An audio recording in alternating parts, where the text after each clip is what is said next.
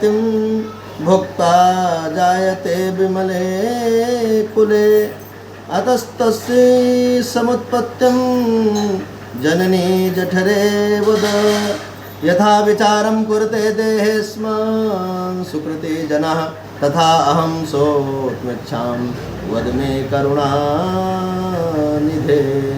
हे भगवान, धर्मात्मा प्राणी स्वर्ग के भोगों को भोग कर पुनः विमल कुल में उत्पन्न होता है, इसलिए माता के उदर में उसकी उत्पत्ति कैसे होती है वह मुझको कहिए, समझा करके बताइए कि माता के उदर में कैसे आता है।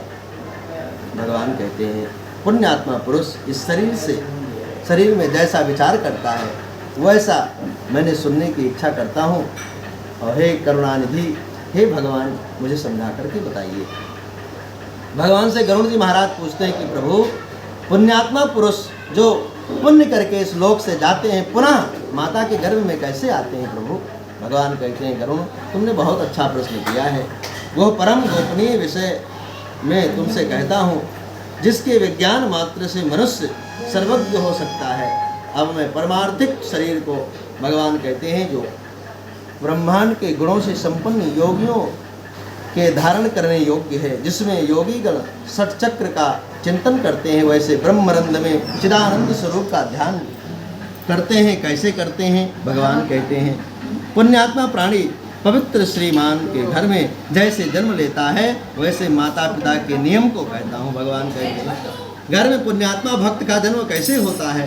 पुण्यात्मा पुरुष घर में कैसे आते हैं? ऋतु काल में 4 दिन तक स्त्री का त्याग कर तब तक पाप शरीर में रहते हैं, ब्रह्म हत्या से उत्पन्न दोष विशेष तक उसको न देखे।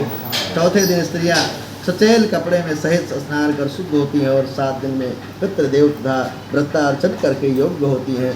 7 दिन के मध्य में जो गर्भाधान होता है वही वो अच्छा नहीं होता। प्रायः 8 रात्रि के बाद ही अच्छी संतान की उत्पत्ति होती है।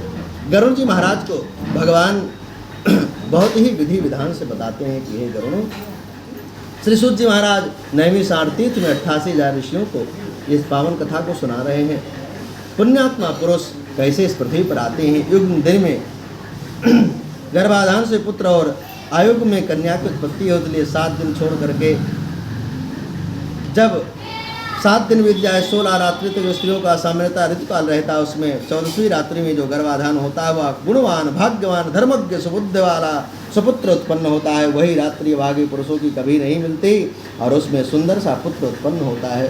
भगवान कहते हैं कि गरुड़, कड़वे, खारी, तीखे, उष्ण वस्तु का त्याग कर 5वें दिन स्त्रियों को मधुर भोजन करना चाहिए। स्त्री का उदर पौष्टिक पत्र है और औषधि है, पात्र है। बीज रूप का पुरुष अमृत है। उस स्त्री में स्वामी वीर स्थापित करके सुंदर स्वरूप फल प्राप्त करके पुण्यमार पुरुषों को जन्म देता है। पान, पुष्प, चंदन, पवित्र वस्त्र आदि से संयुक्त हो धर्म स्मरण स्त्री के समीप, और इस प्रकार तब पति और पत्नी के संयोग से अंदर सुंदर गर्भाधान संस्कार संपन्न होता है। और कामदेव की चिंतन से, क्योंकि मनुष्य जब जाता है जहाँ से, तब जो चिंतन करता है वही चिंतन से उसकी देह उत्पन्न होती है, देह को प्राप्त करता है। और फिर उसके बाद पिंड रूप होता है। गर्भ में आने वाला पुण्य पुत्र, परमात्मा को पुत्र आने वाला पुण्य पुत्र, परमानंद को देने वाला, उस पुत्र के सब प्रकार से पुंसवन संस्कार होते हैं। जब 4-5 महीने बीत जाते हैं, 5 महीने में पहला संस्कार होता है जिसे पुंसवन संस्कार कहते हैं। घर के परिवार के लोग सब मिलकर उत्साह मनाते हैं कि मेरे घर में पुत्र होने वाला है। तब उस स्त्री का श्रृंगार करके और लोग उसका सम्मान करते हैं, उपहार देते हैं कि अब घर में पुत्र आने वाला है। ये पहला संस्कार है 16 संस्कार में।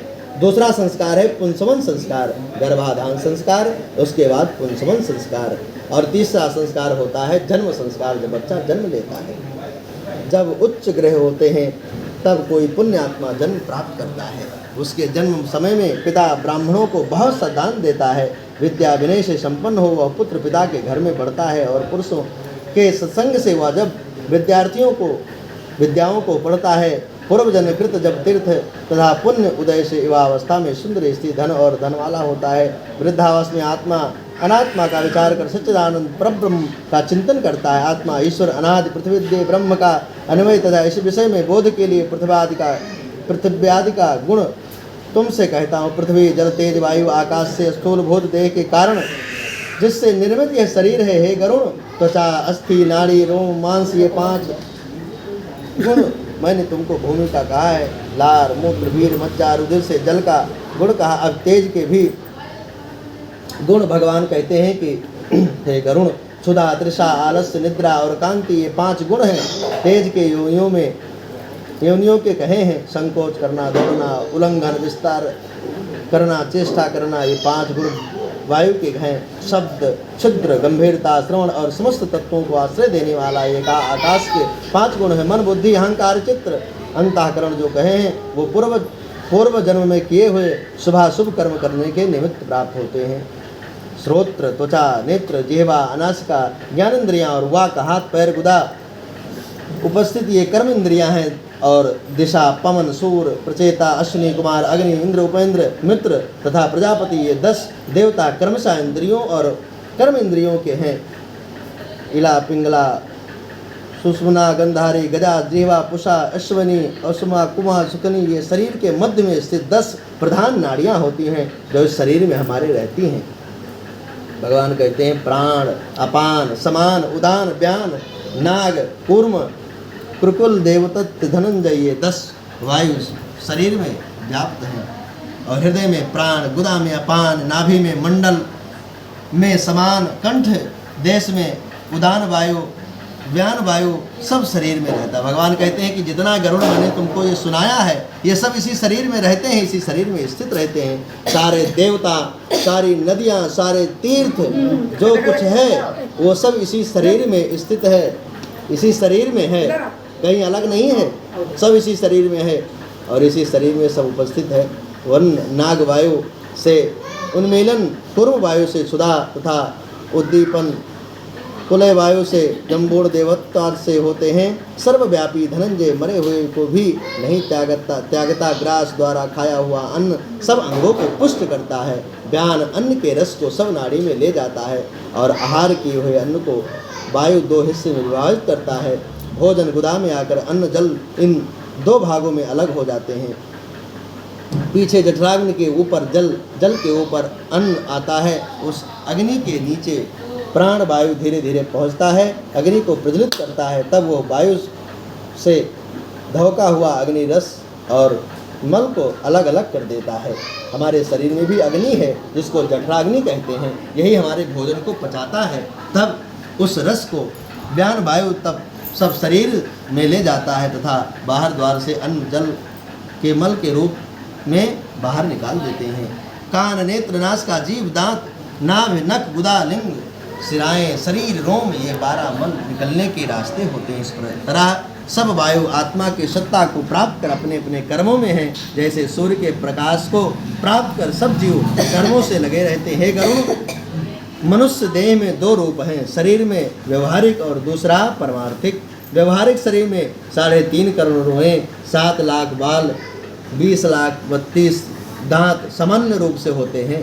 शरीर में 1000 पल, 4000 तोला मांस, 100 पल 400 तोला रुधिर, 10 पल 25 तोला मेद, रज्जा इस शरीर में होते हैं हमारे।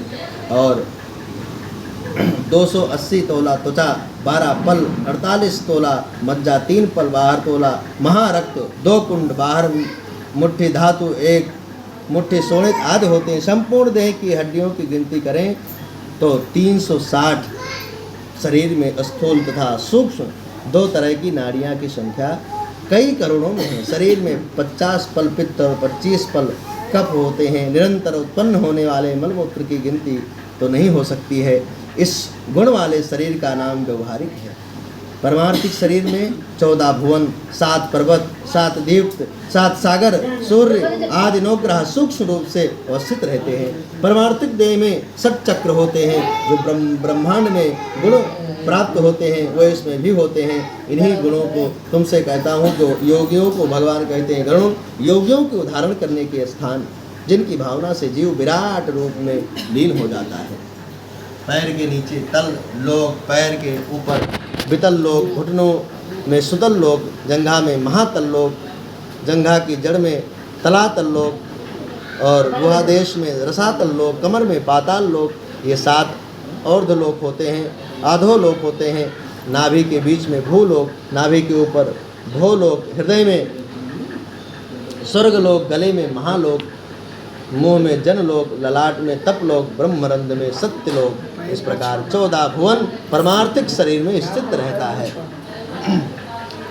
भगवान कहते हैं 14 भुवन हैं, 7 भुवन ऊपर, 7 भुवन नीचे। ये 14 भुवन इसी मनुष्य के शरीर में स्थित रहता है। पर ये मनुष्य विषय वासनाओं में लिप्त रह करके सब कुछ भूल जाता है कि हम ही तो सब कुछ हैं। भगवान का प्रकाश शरीर में है तो जीव भगवान के समान है। इसलिए अपने शरीर की रक्षा स्वयं करनी चाहिए। जब हमारी शरीर पुष्ट रहेगी, अच्छी रहेगी, तभी हम परमार्थ कर पाएंगे, तभी भगवान की सेवा कर पाएंगे, तभी हम इस धर्म मार्ग पर चलकर भगवान को प्राप्त कर पाएंगे। भगवान सूत जी महाराज कहते हैं कि सब कुछ होने के बाद मनुष्य भगवान को प्राप्त नहीं कर पाता, यही सबसे बड़ी विडंबना है। हृदय कमल में मेरु पर्वत, नीचे के कोने में मंदराचल, दाहिने कोने में कैलाश पर्वत, बाएं कोने में हिमालय, ऊपर की लकीर पर निर्धन पर्वत, दाहिनी रेखा में गंधमादन पर्वत, बाईं रेखा में रमण पर्वत। ये कुल 7 पर्वत हुए। हड्डी स्थान में जम्बूद्वीप, मज्जा में शोकद्वीप, मांस में कुलद्वीप, शिराओं में कौंजद्वीप, त्वचा में सालमल द्वीप, रोमों में वृक्षद्वीप, नख में पुष्कर द्वीप। ये 7 द्वीप हैं। अब सागरों के स्थित भगवान कहते हैं मूत्र में खारा सागर, दूध में क्षीर सागर, कफ में मदिरा सागर, मज्जा में घृत सागर, रस में रस सागर, रक्त में दध सागर। हे गरुण, कंठ के अंतर्गत लंबिका में सुस्वाद जल का सागर है। नाद चक्र में सूर्य, बिंदु चक्र में चंद्रमा, आँखों में मंगल, हृदय में बुधु, नाभि में हृदय मर्क, पुरचोर चक्र में बृहस्पति, वीर में शुक्र, नाभि में शनि, मुंह में राहु, वायु स्थान में केतु आदि 9 ग्रह। ये जो 9 ग्रह हैं, ये सारे 9 ग्रह हमारे शरीर में वास करते हैं, सब इसी शरीर में स्थित हैं। इस प्रकार सर्वात्मक स्वरूप द्वारा अपने शरीर का चिंतन करे। नित्य प्रातः काल पद्मासन की मुद्रा में बैठ करके स्थित होकर के सब चक्र का चिंतन और अजाप करे, भगवान का जाप करे। मुनियों को मोक्ष देने वाली अजपा नाम गायत्री, जिनके संकल्प मात्र से मनुष्य सब पापों से मुक्त हो जाता है। हर ब्राह्मण को चाहिए, हर को चाहिए कि गायत्री का जाप करना चाहिए। सबको गुरु के द्वारा मंत्र को प्राप्त करके और भाव से गायत्री का जाप करना चाहिए। हे गरुण, ध्यान से सुनो। आजपा का उत्तम क्रम तुम्हें कहता हूँ, जिसको सर्वदा करने से जीव अपने जीव भाव से मुक्त हो जाता है। मूलाधार, स्वादिष्ठान, मणिमूरक, अनंत, विशुद्ध और अज्ञात से सच्चक्र कहे जाते हैं। इन चक्रों का क्रमशः मूलाधार में, त्रिशूल में, नाभि में, हृदय में, कंठ में, भौहें के बीच में, ब्रह्मरंध्र में चिंतन करना चाहिए। सब भगवान की बनाई हुई सृष्टि में और सारे देवता इसी शरीर में निवास करते हैं। मूलाधार चक्र चक्रों में चिंतन कर शुरू करते हैं। आधार चक्र चतुर्दश करके अग्निसूत्र, चारों ओर अक्षर। भगवान कहते हैं वा सा सा सुधानिश चक्र सूर्य के समान, उनके 6 दल होते हैं। बा भा मा यारा ला मणिपूरक चक्र वर्ण चक्र होते हैं। इन अनाहत चक्रों में जीव जा करके भगवान का चिंतन करते हैं। विशुद्ध ज्ञान चक्रमा में तुल्य क्रांत वाले उसके 16 स्वर होते हैं। इन 16 स्वरों में भ्रगटी में अज्ञा चक्र रक्त में वर्ण का है। इसमें हा और सा ये 2 वर्ण है। इस प्रकार सब चक्र का स्वरूप कहा गया है। सब चक्रों के ऊपर प्रकाशमान 1000 दल का कमल है। वह कमल सत्यमान, आनंदमय, सदाशिवमय, ज्योतिर्मय, अविनाशी है। उस कमल में ब्रह्मा का चिंतन करें। सब चक्रों में गणेश, ब्रह्मा, विष्णु, शिव, जीवात्मा, गुरु तथा व्याप ब्रह्म क्रमशः चिंतन करे। और रात्रि में मनुष्य 21,600 बार सांस लेता है।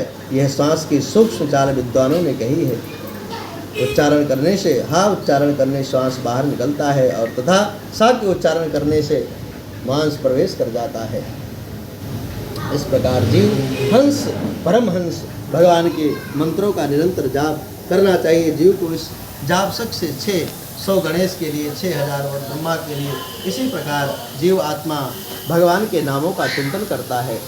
गुरु 1000 चैतन्य स्वरूप आत्मा के लिए समर्पित करना चाहिए। इन चक्रों को स्थित ब्रह्मा अंश स्वरूप श्री गणेशादि देवताओं के संप्रदाय के ज्ञाता अरुण आदि ऋषि उपासना करते हैं। इसी प्रकार जो ऋषि होते हैं ज्ञानी महापुरुष होते हैं, इसी प्रकार भगवान की उपासना करते हैं। शंकराचार्य और ये सारे ऋषिगण भगवान की उपासना इसी प्रकार करते हैं जो शास्त्रों में विधि विधान बताई गई है, और इसी विधान से भगवान की उपासना करना चाहिए। एकाग्र मन में सब चक्रों में मानसिक पूजन, तदंतर गुरु के आदेश से आजपा नाम वाली गायत्री का जाप करें। मानसिक पूजा से ब्रह्मरंध्र में नीचे मुख वाले 1000 कमल दल हैं, उस पर कमल पर एक हंस है, उस पर विराजमान हाथ में वर मुद्रा और अभय मुद्रा धारण किए हुए गुरुदेव का भगवान का ध्यान करना चाहिए। गुरु के चरणामृत से निकली धारा से मेरी यह देह ने स्नान किया। भगवान कहते हैं जो मानसिक चिंतन होता है, जब जीव के पास कुछ नहीं होता है तो उसका मन उसके पास होता है, और मन से भगवान का चिंतन करना चाहिए। मन से ही भगवान, अपने गुरु को प्रणाम करो, मन से गुरु के चरणों का अपने शरीर पर स्नान कर लो और ऐसा चिंतन करो। इस प्रकार से मानसिक पंचोपचार द्वारा पूजन स्थित कर प्रणाम करो। तदंतर कुंडलिनी का ध्यान करो। भगवान जगदाधार, मूलाधार आदि 6 चक्रों में आरोग्य अरोग्य श्रम से गमन करने वाली 3.5 बार गेवड़ी मारे हुए सर्प की आकृति से स्थित तदंतर ब्रह्मरंध्र से बाहर निकले सुषुम्ना नामक प्रकाश मार्ग का ध्यान करें। भगवान के उस परम तत्व को ध्यान करना चाहिए। उस मार्ग से गए हुए प्राणियों को विष्णु का परम पद प्राप्त होता है। तदंतर मेरे सनातन सदानंद स्वरूप का ब्रह्म मुहूर्त में ध्यान करना चाहिए।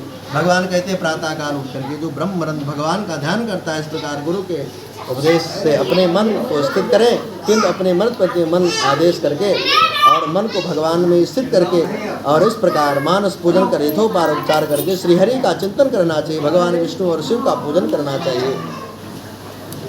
देहाभिमानी प्राणियों की वृत्ति अंतमूर्खी नहीं होती, अतः उन लोगों को जो बड़ी सरल तथा मोक्ष को देने वाली मेरी भक्ति है उसे करनी चाहिए। भगवान कहते हैं जो मेरी भक्ति सरल है, जिससे जीव मुझे प्राप्त कर सकता है, उस भक्ति को हर मनुष्य को करना चाहिए। यद्यप तप तथा योग आदि उपायों द्वारा भी मोक्ष मिलता है, फिर भी संसारिक जीवों के लिए मेरी भक्ति ही सर्वश्रेष्ठ है।